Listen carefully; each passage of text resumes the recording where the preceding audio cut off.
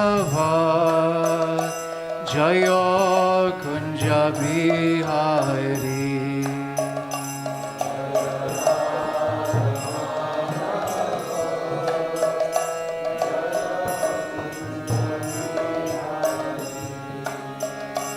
Jaya Gopi Jana Vallabha Jaya Girivaradhari Jaya Girivaradhari Jaya Gopi Jana Vallabha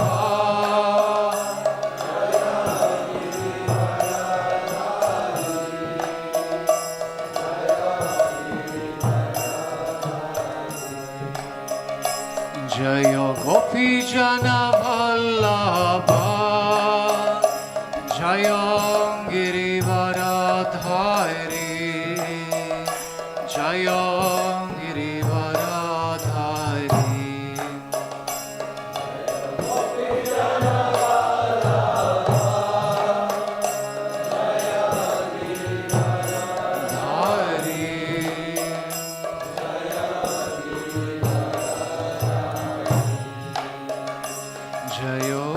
Yashodanandana Jayam Brajajanaranjana Jayam Brajajanaranjana Yashodanandana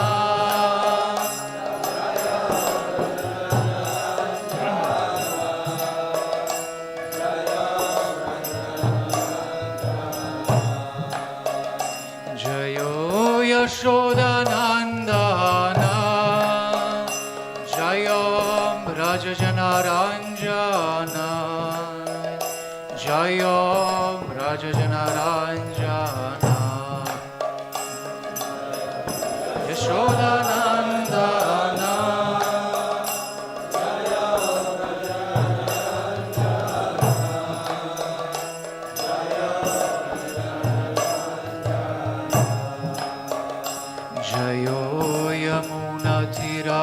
Vanachari Jayo Kunja Bihari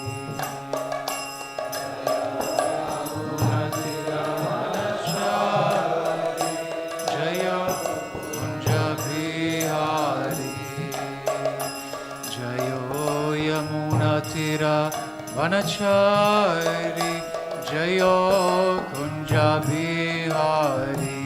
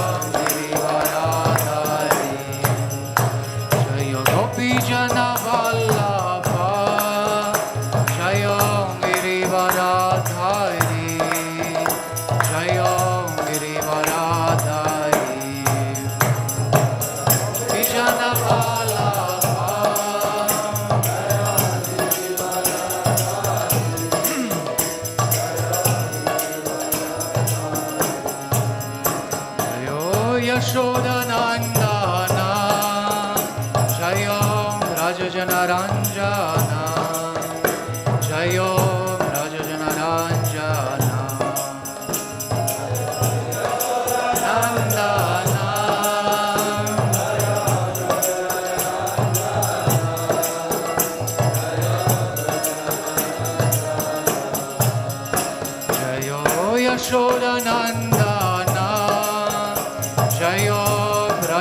Janaranjana Jai Om Raja Janaranjana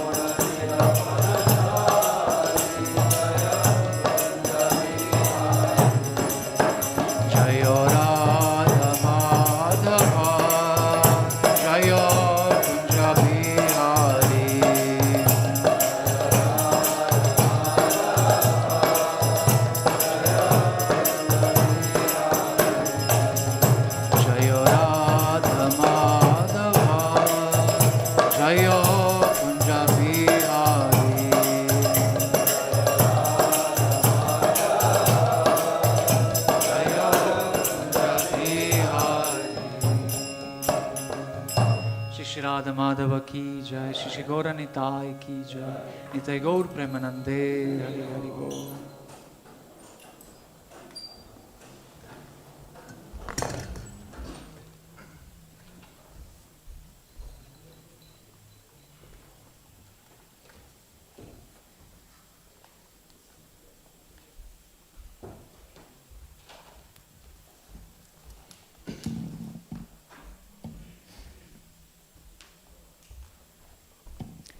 Good morning to everyone on this very auspicious Kamika Ekadashi in one of the most holy places, especially in the West, the Bhaktivedanta Manor. The Bhaktivedanta Manor, especially because of Srila Prabhupada's quarters, have been declared by GBC as one of 8 heritage sites of Srila Prabhupada, these sacred places of importance for all devotees of ISKCON. So along with Vrindavan, Mayapur quarters, Juhu quarters, then Honolulu, Hawaii, Los Angeles, and at Watseka Avenue, in New York, which is at present in Brooklyn, including Matchless Gift as well as Manor, because Srila Prabhupada used to reside here. He said, actually, I eternally reside here, so we should make sure that Srila Prabhupada feels welcome. So I'm very happy to be here in this great place, and especially in association of so many wonderful devotees. So today we're going to read from Srimad Bhagavatam, 2nd Canto, 10th chapter, text 37 to 40. So we have the text 40 on board, so I'll read text 37 to 39, and then we read together 40. Om Namo Bhagavate Vasudevaya.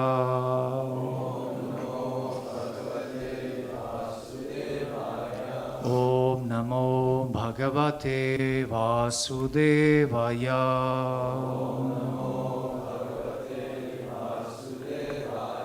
Om Namo Bhagavate Vasudevaya.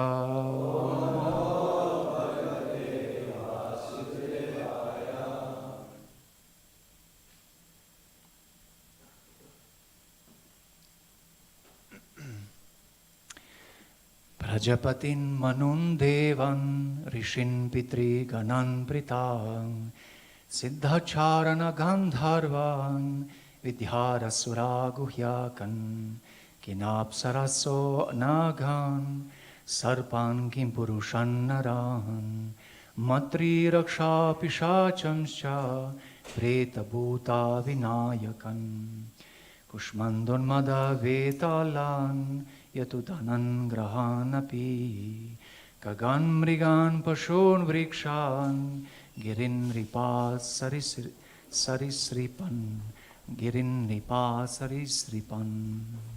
So kindly repeat after me, text 40.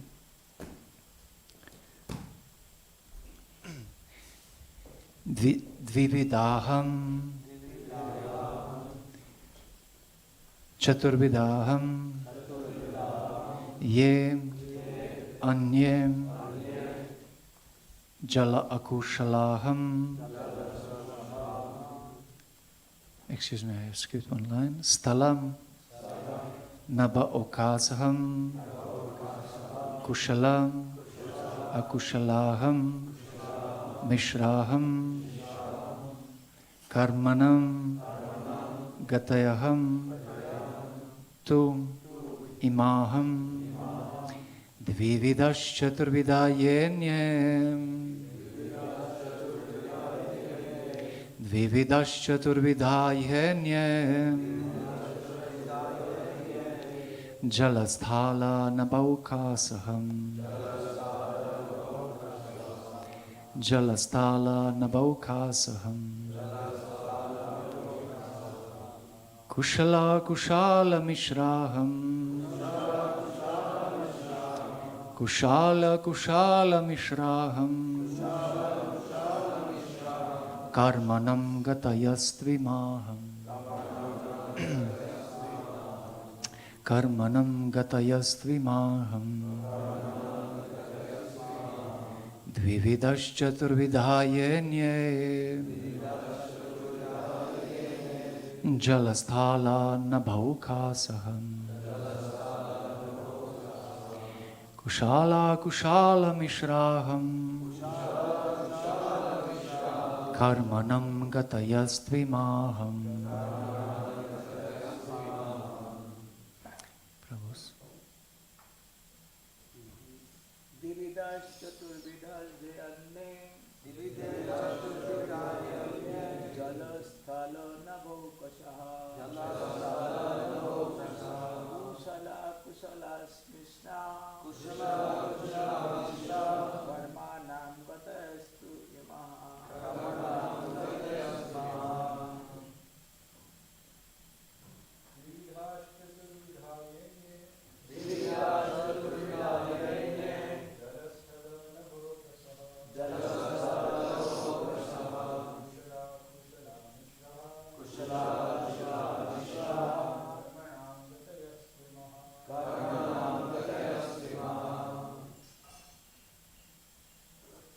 Mataji.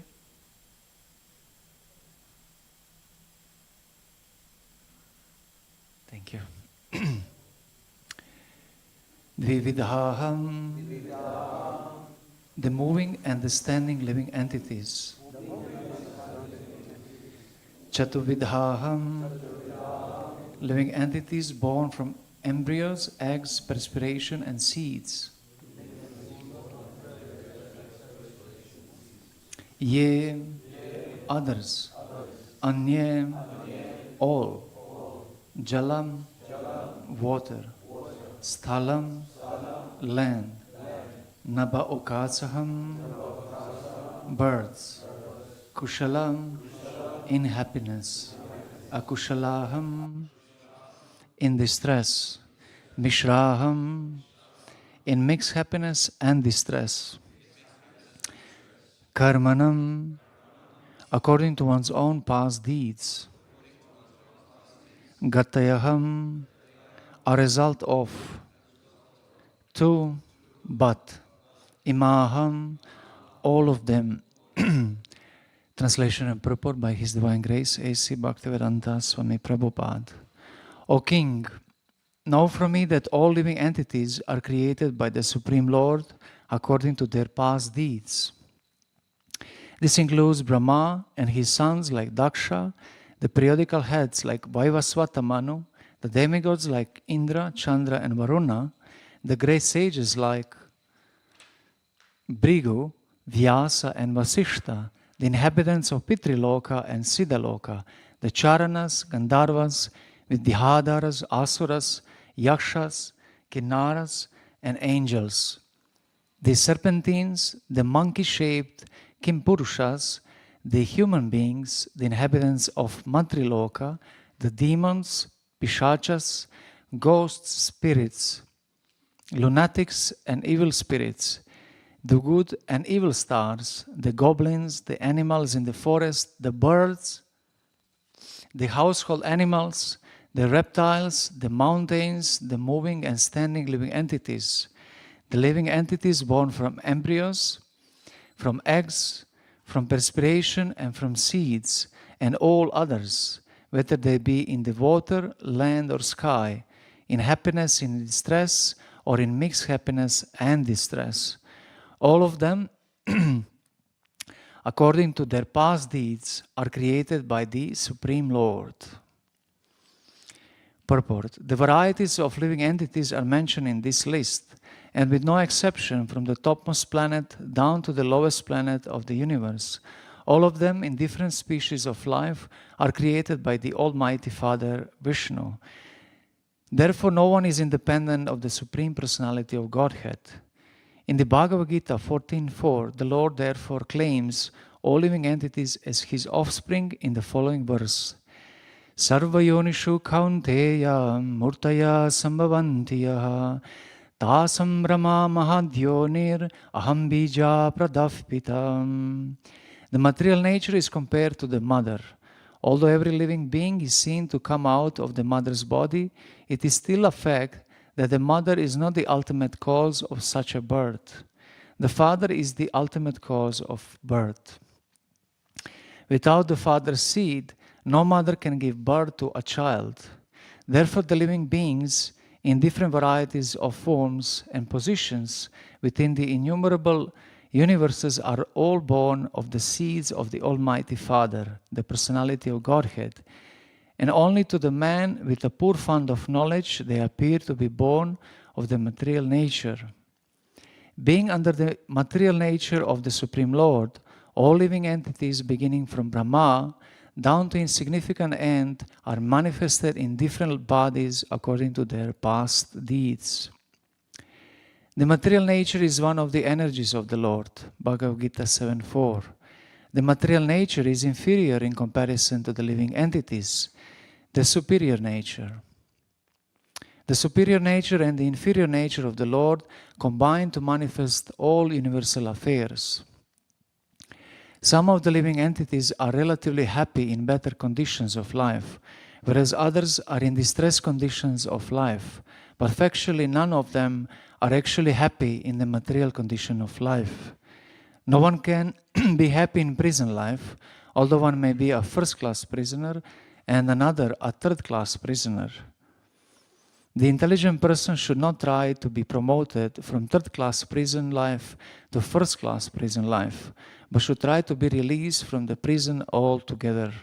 One may be promoted to first-class prisoner, but the same first-class prisoner is again degraded to a third-class prisoner in the next term. One should try to be free from prison life and go back home, back to Godhead. That is the real goal for all types of living entities.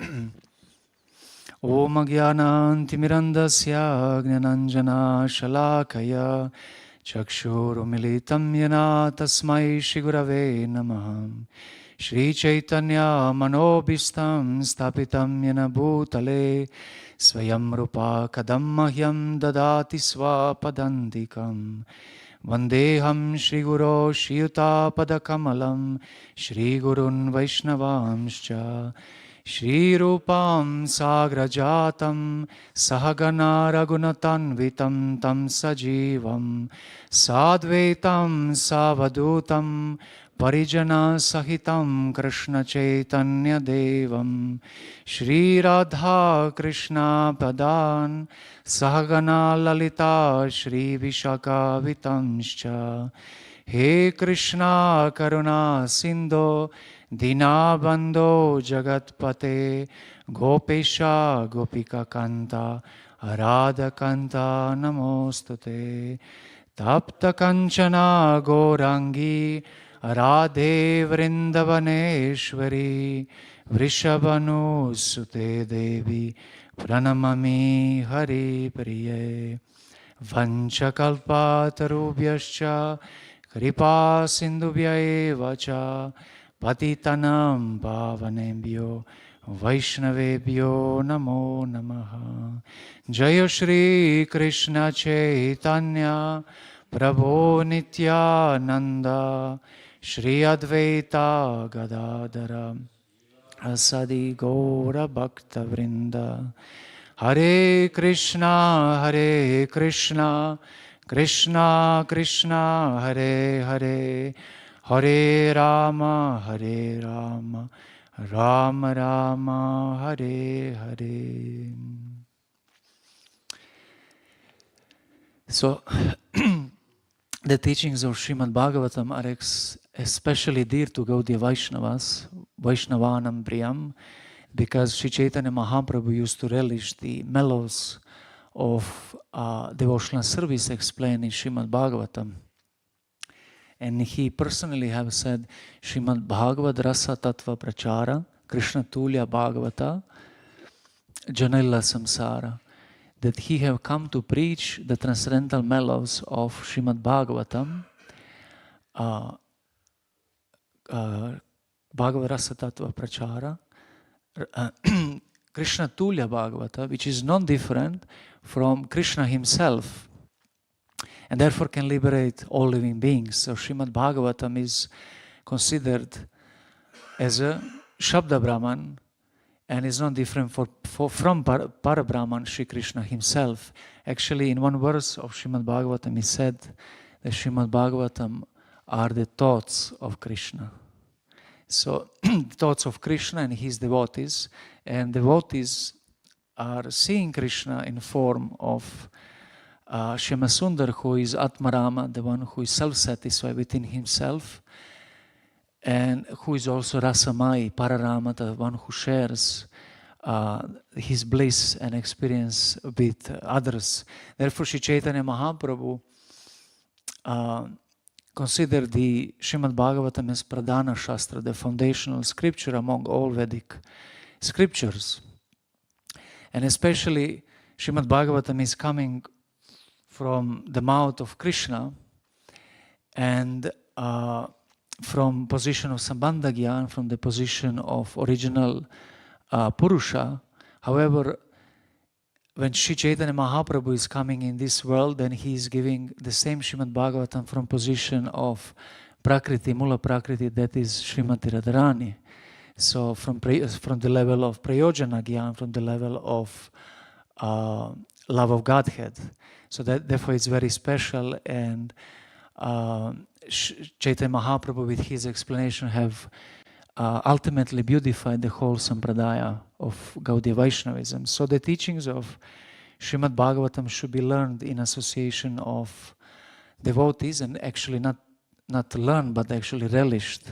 Bhagavat Rasa Swadana is in Chaitanya Charitamrita, he said, Srimad Bhagavat Rasa Swadanam Rasika is Saha Sajati Ashaya Snigde Sadhu Sange Svato Varem.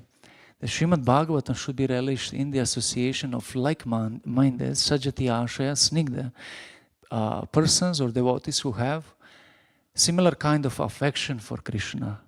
Snigda, it's affection. So with such kind of devotees we should try to associate, especially highly elevated devotees who are sadhus. Original sadhu sangha means the Vrajavasis, especially Srimati Radharani is the original sadhu to say. So those who are following in their footsteps, then we are trying to associate with them and hear Srimad Bhagavatam from them.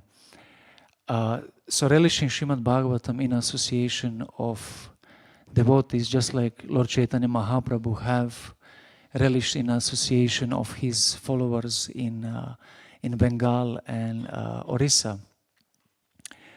And among all Vedic literature, Srimad Bhagavatam is very special because it explains everything in a context, the history in the context of great devotees and how they have used Vedic knowledge for the pleasure of Krishna.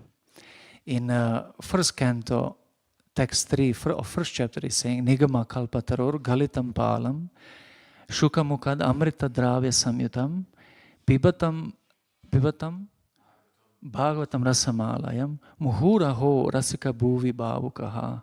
So this mature fruit of desire tree of Vedic literature have now been touched by Shukadeva Goswami and is even more relishable. Therefore drink it. Pibata is imperative. You should drink it. Rasamalayam, it is the nectar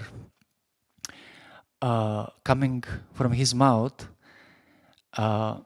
and the thoughtful person, Srila Prabhupada says, should relish the Srimad Bhagavatam. Muhura ho rasika bhuvi bhavukaha. Those who are rasikas and bhavukas. Rasikas and bhavukas are actually paramahamsas.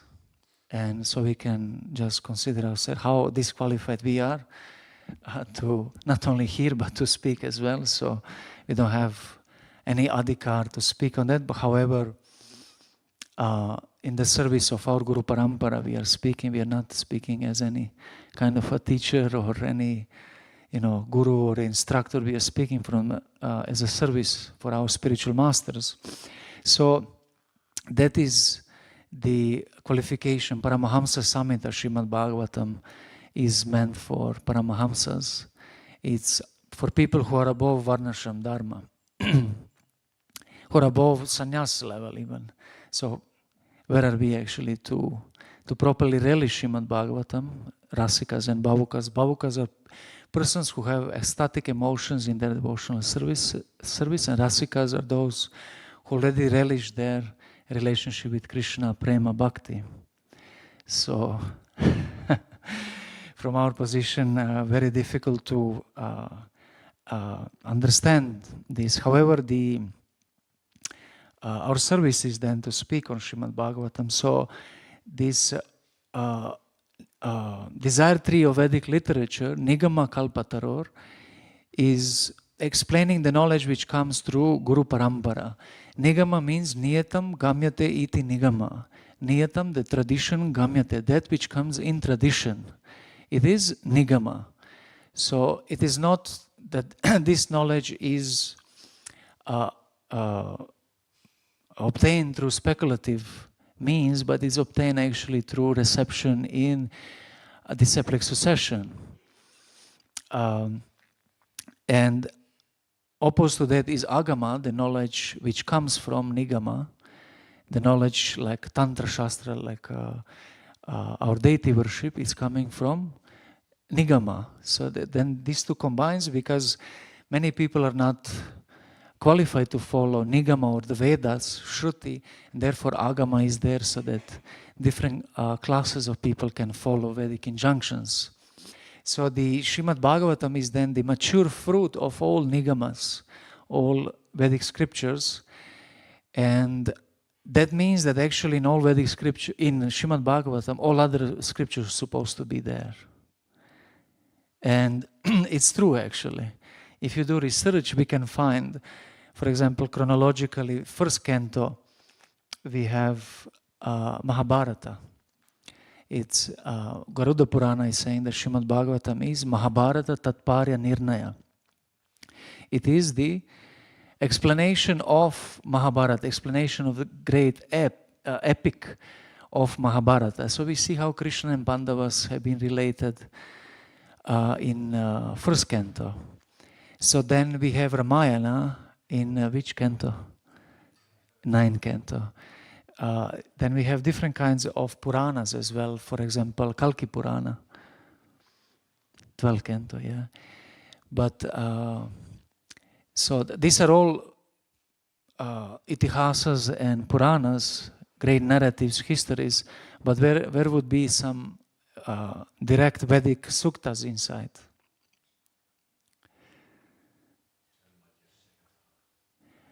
Yeah, that is Vedantic. Yeah, that's because Srimad Bhagavatam is also the natural commentary on Vedanta Sutra. Artoyam Brahman Sutranam. So that is there because actually whole Srimad Bhagavatam then explains Vedanta Sutra. But where would be some Vedic suktas? Actually in this same canto, second canto, chapter 5 and 6. Chapter 5 explains Narayana Sukta. Narayana Paraveda, Narayana Paramukti, etc. And then Purusha Sukta is explained in the 6th chapter. The Purusha Sukta confirms. So Vedic Suktas as well. We also have Shri Sukta explained in the churning of the ocean, and so many Suktas are explained. But some scriptures which are more familiar to us are also there. For example, Bhagavad Gita. Where would Bhagavad Gita be in Srimad Bhagavatam? 11th Canto, yeah. Uddhava Gita, I see. Prabhu is well read. Uddhava Gita is just same knowledge, but in another occasion given to another devotee, also by Krishna. Then, for example, Brahma Samhita. Where would be Brahma Samhita? In the same meter, same chanda.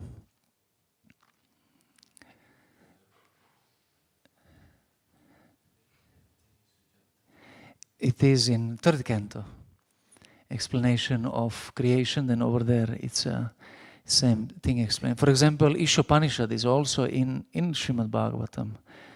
It is saying, Ishopanishad is starting with Ishavasyam idam sarvam, but here it is starting with Atmavasyam idam sarvam. And then the whole explanation of how Swambhuva Manu is offering prayers to Yagyapati are explained over there.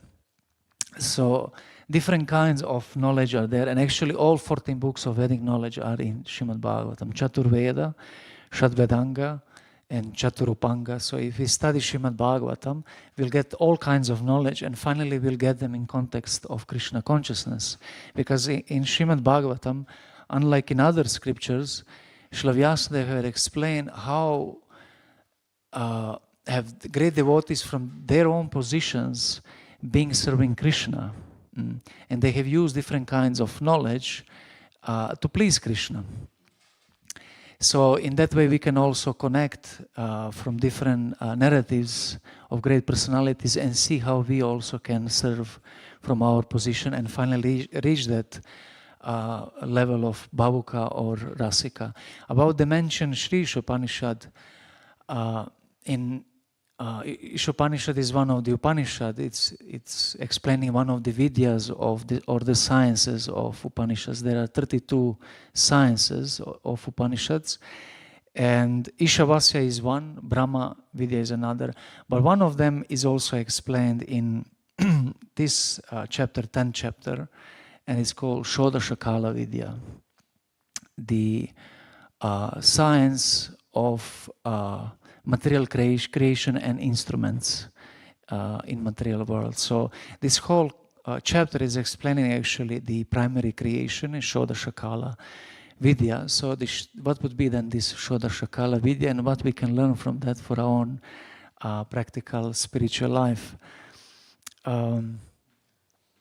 So the chapter is explaining first the 10 topics of Srimad Bhagavatam, and first of them is Sarga, the creation, the primary creation, the creation which is created by Ishvara, and then is explaining there Shodasha means the 5 material elements, earth, water, fire, air, and ether, and then explains the Pancha Karmendriya, or first explaining Tanmatra, the sound, touch, form, smell, and taste and smell.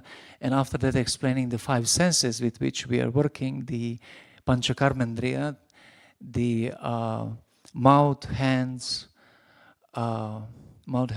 legs, genitals, and excretion organ. So, and plus also mind, that is 555, and one that's 16, Shodasha Kala Vidya. However, we see that further in Srimad Bhagavatam, this same Shodasha Kala Vidya is explained further, and there are 24 elements, including the 5 senses to gather the knowledge, like ears, then ears, skin, eyes, tongue, and nose. And plus with that also the intelligence, ego, the jiva as Purusha, and Paramatma as super self or the super soul. Sorry? I thought someone said. Yeah.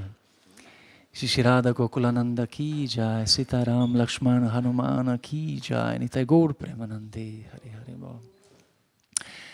However, this interestingly, this whole science of Sankhya Yoga is just teaching us primarily two things about Purusha and Prakriti, about the nature of enjoyer and the nature of enjoyed. So, the Srimad Bhagavatam doesn't start, interestingly, to teach us about Krishna. And Srila Prabhupada in one of talks is saying that knowledge doesn't start from Krishna. The knowledge starts from things which are observable in our life. And that is science. Sometimes we mistake Krishna consciousness for religion. But Srila Prabhupada gives one statement: Krishna consciousness is not a religion. I'm not paraphrasing, it's direct statement. Krishna consciousness is not religion, it is science. And the origin of Bhagavat Darshan is explained in Srimad Bhagavatam itself. It is Drik Drishya Vichara. It is the consideration of the perception and perceived. So that is the Bhagavad Darshan. The Srimad Bhagavatam is explaining that there is a difference between the perceived objects, perception, and the subject. So interestingly, the Western Occidental tradition wants to understand the reality through science of objects. Through understanding objects without our own subjective perception, we can understand reality, tattva. However, the Eastern traditions, especially Vedic tradition, is trying to understand reality from the perspective of subject. And how that works? It works that subject, through his purification, through his brahmacharya and studying Vedic scriptures, becomes purified, and then through pure perception, he can perceive properly reality. And interestingly, and finally, the material science have also came to that conclusion, because now there is a problem of measurement in science and the problem of qualia. And qualia means that how objects have primary characteristic like mass, volume, etc. However, we see that they also have secondary qualities, characteristics like this is wooden brown table. So it's not just mass, it's not just volume which you can measure with material instruments, but also the qualia, the experience of brown table, which is, it can be measured or perceived only by senses of a living being, and a wooden table. No? So the perception of object by living being is also validated. So the science finally took in consideration the subject as well. And interestingly, our own perception of the world is actually very unrealistic as per science and as per Srimad Bhagavatam. And this is where actually Srimad Bhagavatam and science, they come to the same conclusion, that our own perception of reality is wrong. There is one thing in science called reiteration, as far as I remember, means that we are perceiving the world with our own senses, Gyanendriya, and having impression of the world, but however falsely concluding that our impression of the world is reality. That is naive realism. And Srimad Bhagavatam is speaking the same, that we fall into illusion by thinking that our own perception is real. And but what that means, that world is unreal, or but because it's so tangible, this world is for us very tangible. But actually we have never seen this world, we have never experienced the Panchamahabhuta. Srimad Bhagavatam clearly explains that we have only experiences of this world. We just know our experiences of this world. We don't know this world. The 5 elements we don't know. And the philosophy of Shakti, Shaktimantayora Bheda is explaining that our own senses can perceive the characteristics of object, not the object itself. For example, the soil. How we know the soil exists? We know the soil exists because of a brown color, the texture, etc. So we know only the qualities of object. So we don't know the object. Some Indic schools of thought, they concluded that only Shakti exists. They are called Shaktas. That only Shakti exists because how can we know that Shakti man exists? Because we see only Shaktis, the energies, the qualities. However, the logic of Shakti, Shaktimata Ayurveda of Gaudiya Vaishnavism is teaching us that logically we perceive that where there is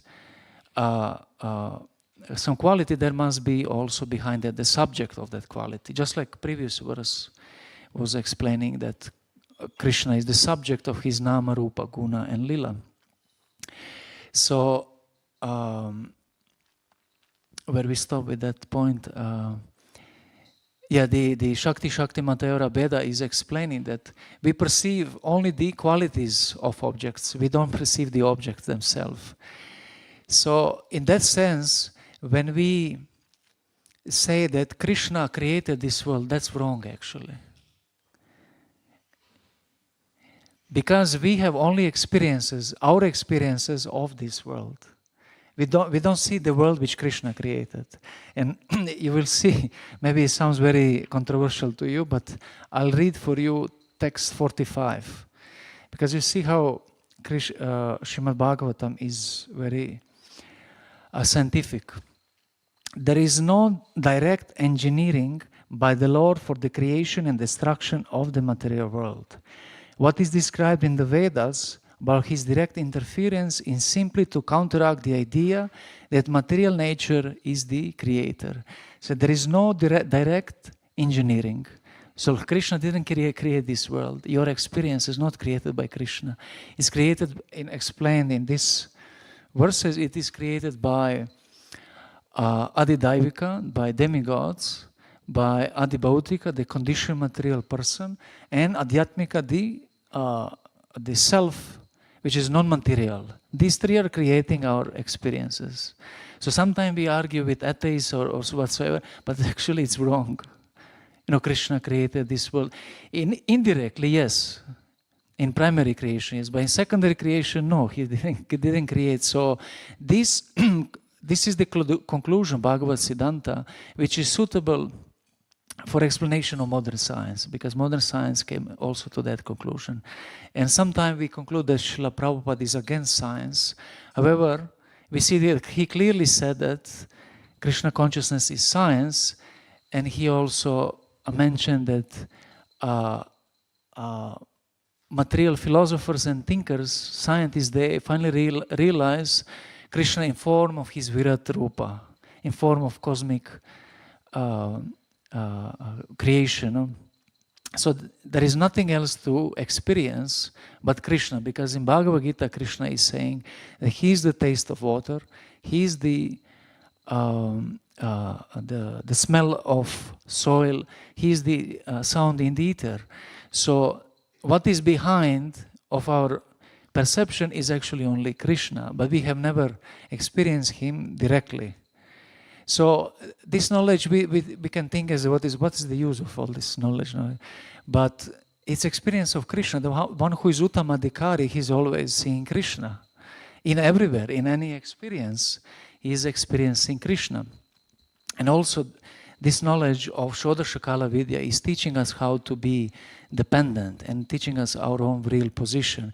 Because Purusha, as explained in this text 40, is independent and Prakriti is dependent. The living being is always dependent. Either we take shelter of material elements to fulfill our own desires, or we take shelter of spiritual energy and fulfill our own desires and needs through spiritual energy. So the living being in this will consider himself Purusha, but however in relationship with reality, Param Satyam, the living being is actually Prakriti. And Srila Prabhupada explains in purport that there is apara prakriti, the lower inferior nature, and there is para prakriti, superior nature. So living being is also prakriti. So how interesting that all of us, especially all of us men's, we consider ourselves great purushas, and we are very masculine. However, we are all prakriti, we are all feminine now, in position to God. And the great gentleman is the person who can internally towards God be prakriti and act as feminine and be dependent on God. However, externally he always acts as masculine in his own position. So the proper understanding of Jiva Tattva, being dependent on Krishna, will actually, proper Sambandha Gyan will create in us proper Abhideya Gyan, all the knowledge of process or action, how we should act. Because if we don't have proper understanding of Sambandha Gyan, the knowledge of our relationship with the Prakriti, matter, and with Ishvara, our own bhakti will not be also proper. Because if we have wrong concept of Jiva and Prakriti, we will not have inclination. Utaya is said in this canto, Utaya, the enthusiasm to do pure activity, akarma. For example, some tradition, they have understanding that this body is by itself soul. That there is nothing else. This is the self. No? The material body is the self. Then some another, they consider that the body have the soul or the self. But however, the pure understanding is the self is the part and parcel amsha of Amshi, of Krishna. Krishna is saying in Bhagavad Gita, Mama ivamsho jiva loke jiva bhuta sanatanaha. Mama eva amsha. Certainly this jiva is my amsha, my part and parcel. Therefore Krishna is amshi. He is the whole. So the living being amsha, naturally needs to interact with amshi in the function of pleasing the amshi, the whole. So from that is created or perceived our own real nature and our function as serving Krishna. Just like if we have finger, if the finger's function is to serve the body, but however, if finger is acting separately, then is actually dysfunctional. And that is the position of conditioned living being in this world. So the amsha being the created is always dependent. If the creator is creating some creation, that means that creation can never be equal to creator. And that means that feminine can never be equal to masculine. However, for the sake of fulfilling their needs and desires, they cooperate. And that is called Achintya Bheda Tattva, the simultaneous oneness and difference. Sometimes we consider ourselves as, Dvaitis, but that is Dvaitis or dualistic school, but that is only for the sake of bhakti. Actually, in one sense, we are all equal to Krishna. It is Bheda. It is difference in non-difference, individuality in non-difference from Krishna. This Achintya Bheda Abheda Tattva. So Tattvam Yajñanam Advayam. Tattva is non-dual reality. The reality is non-dual substance.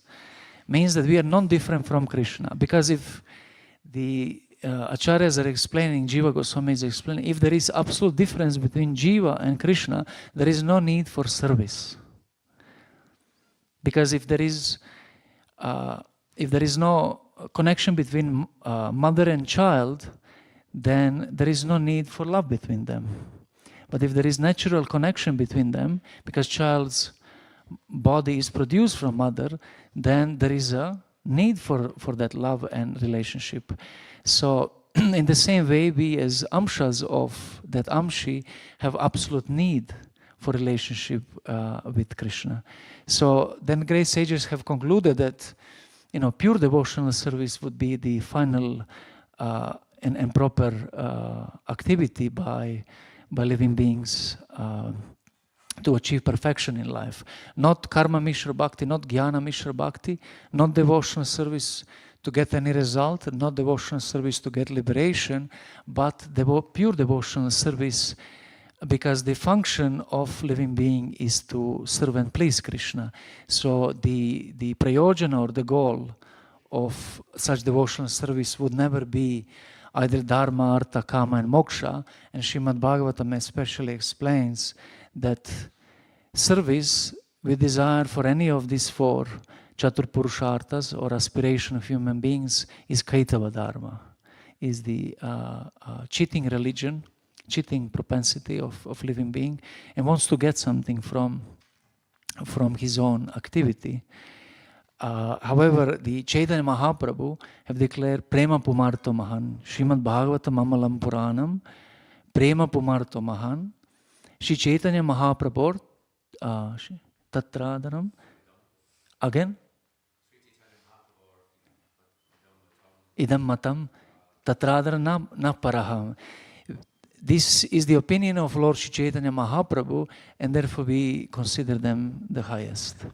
So the Srimad Bhagavatam is then naturally teaching us the Sambandha Gyan, the knowledge of relationship of Jiva with Ishvara, the Krishna, and how to act properly in that relationship, bhakti, and the goal of such devotional service, prayojana, is Labugadhet.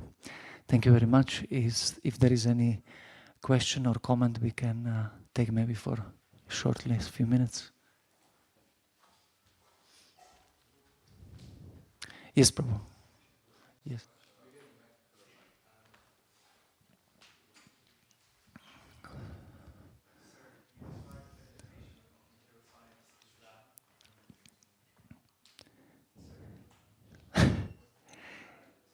You can just be louder if it doesn't work.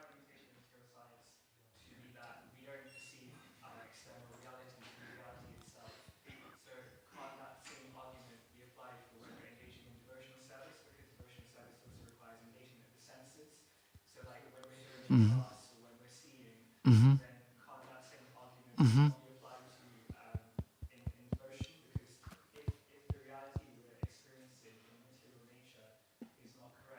Yeah.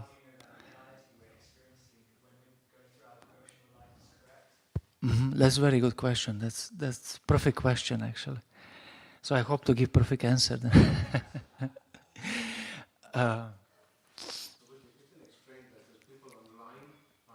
Online. Oh, yes. So Prabhu was asking that if our own, if experience in this world doesn't give us proper realization, perception of reality, then is it the same in devotional service, that our own perception of world is imperfect, and therefore how we know that we're perceiving the reality? Upanishads are explaining actually 5 levels of perception. One is pratyaksha, direct, personal sense perception. Then pratyaksha, paroksha, direct perception, sense perception by others. Then adokshaja, the experience. Then aparoksha is experience. Then adokshaja means that something which is above our eyes, which we cannot perceive. And then aprakrita, the transcendental perception. So pratyaksha is, we are all limited to our own perception in this world, to our own senses, and we need to depend on that.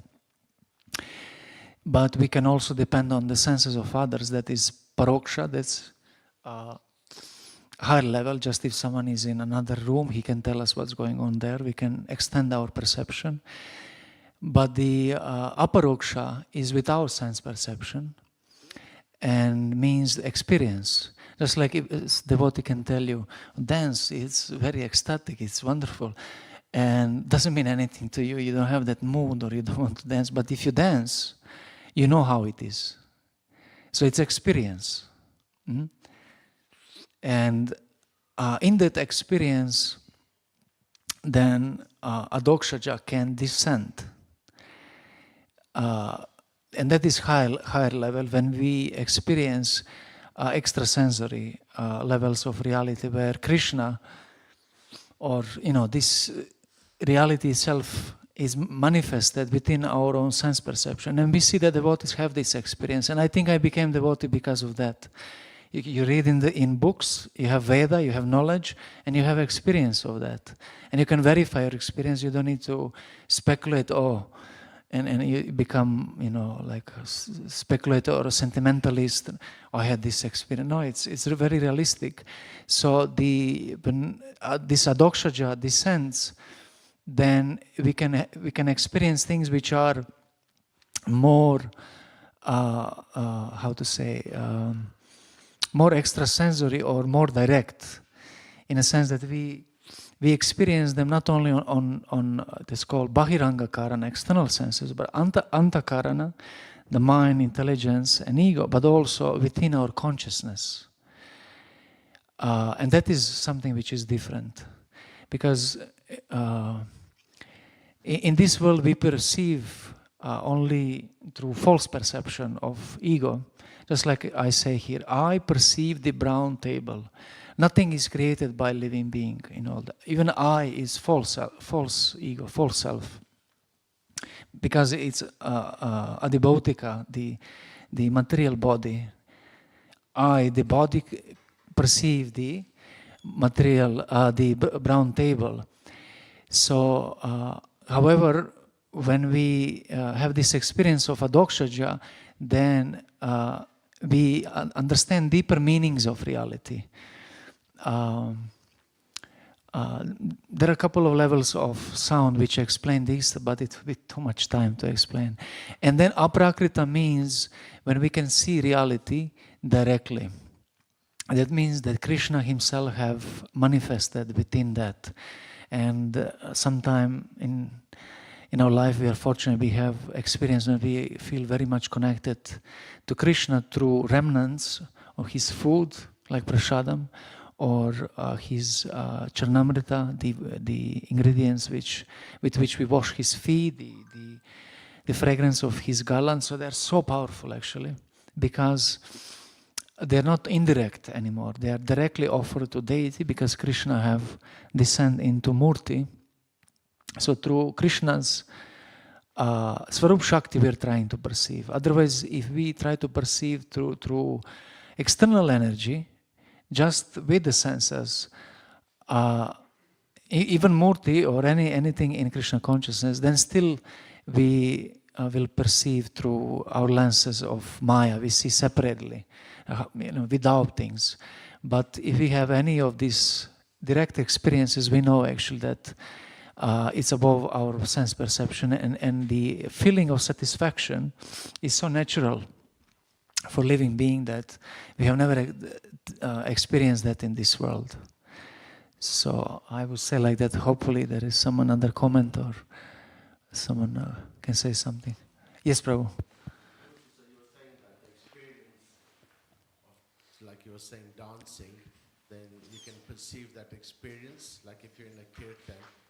But how to differentiate the experience if someone is clubbing or dancing in some reggae music, because they're also feeling good in ecstasy in some way. So how do you differentiate that experience? Mm-hmm. The one is the clubbing is loss of memory, and second one experience is increased memory. Remember who you are, and you remember who is Krishna. You see, whoever is clubbing, they don't remember their experiences. So it's very degrading, isn't it? And actually, they never have their direct experience, even of matter, no, because they always live in past or future. They go for clubbing, and then over there, I'm going to take drink, and when he's drinking, then he's thinking, I want to dance. When he's dancing, he thinks about other friends. He thinks about another gender. He's always thinking about something in future, vartamana, and he's never in presence, so he never experienced things. So, however, in Krishna consciousness, because the experience is so overwhelming, your senses is fully satisfied, and you don't want to go anywhere else. That's the difference. one of the difference. And then, because you live in present moment, you can always remember that. I remember one devotee told me that even if I now stop my Krishna consciousness, I would just live from my memories. And he's a wonderful devotee. If I would just live from memories of Krishna consciousness, because it's so wonderful, no? And they are uplifting. They we stop so many bad habits just by Krishna consciousness. And you had anything else on mind, Prabhu? No? Okay. Prayojan Prabhu have something there. The only thing I can consider, and maybe you can speak into the mic, is there's guru. Actually, you can verify anything through your Mm-hmm. shiksha or the Mm-hmm. gurus Mm-hmm. in association Mm-hmm. other devotees. So Mm-hmm. really, you can distinguish reality from illusion. Mm-hmm. Or these people with you could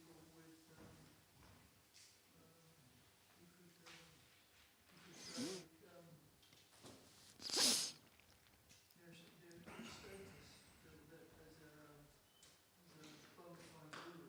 That's what Mm-hmm. Mm-hmm. association. Mm-hmm. Actually, what Prabhu is saying that we can learn through Guru and have his experience of Krishna consciousness. This is the same level of adokshaja. It's not, sometimes someone may think it's paroksha, it's from another person, but actually it's the adokshaja because Guru is direct representative of Krishna, and therefore through him the realization of bhakti descends, and therefore we can have that more easier.